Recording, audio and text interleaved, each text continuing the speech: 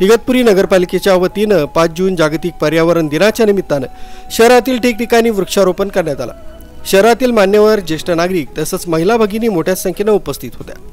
या प्रसंगी सर्वांनी झाडे लावून त्याची काळजी घेण्याची शपथ घेतली। जबाबदारी अधोरेखित करतो। निसर्ग हा आपल्या जीवनाचा आधार आहे।